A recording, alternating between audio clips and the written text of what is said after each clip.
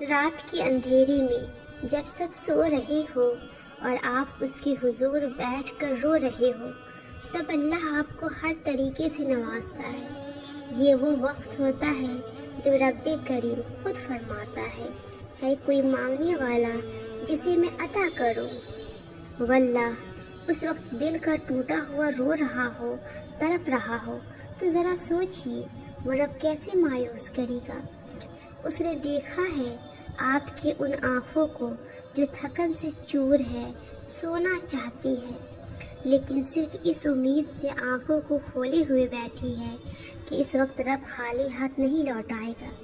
اس وقت وہ خود فرماتا ہے کوئی مانگنے والا، یقین کیجیے صلاۃ اللیل، تہجد سب سے پاورفل اپرچونیٹی ہے اپنی دعائیں قبول کروانے کی۔ کم سے کم 4 رکعت تو ضرور پڑھے۔ اللہ تعالیٰ کو ہر چیز پر اختیار ہے، وہ تمہارے لیے ناممکن کو ممکن بنانے کی قدرت رکھتا ہے۔ وہ تمہیں ایسے معجزے دکھانے کی قدرت رکھتا ہے جو تم سوچ بھی نہیں سکتے۔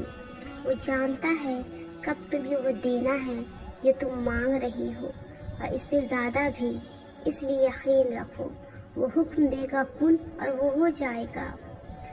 صبر کا بدلہ ہمیشہ خوبصورت ہوتا ہے۔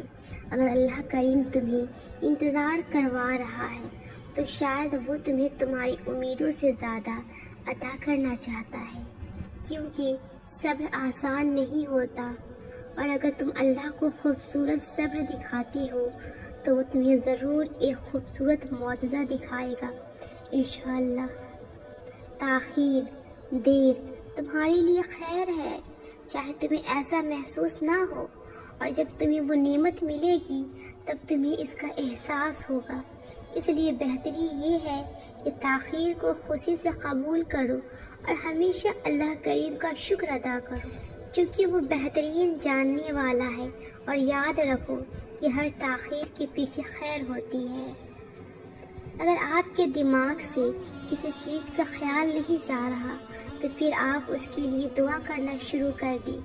اللہ الوہاب ہے، عطاؤں پر عطا کرنے والا رب، وہ المجیب ہے، دعائیں قبول کرنے والی ذات۔ وہ آپ کو دینا چاہتا ہے، تبھی آپ کے دل و دماغ میں اس چیز کا خیال ڈالا ہے۔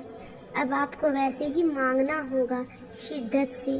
اللہ دعا کا خیال ہی تب ڈالتا ہے دل میں جب وہ دینا چاہتا ہے۔ ہو سکتا ہے اللہ آپ کا توقع چیک کر رہا ہو، اس لیے آپ کو اتنا انتظار کرا رہا ہے، اور پھر لاسٹ میں اتنے صبر اور توکل کے بعد وہ آپ کو وہ ساری خوشیاں عطا کر دے جس کا آپ کب سے سوال کر رہی ہیں۔ ہو سکتا ہے جو آپ مانگ رہے ہیں وہ پہلے سے ہی آپ کے لیے ہی رکھی گئی ہو۔ یہ ساری آزمائشیں بس آپ کا اللہ پہ یقین کیسا ہے وہ چیک کرنے کے لیے ہو رہا ہو۔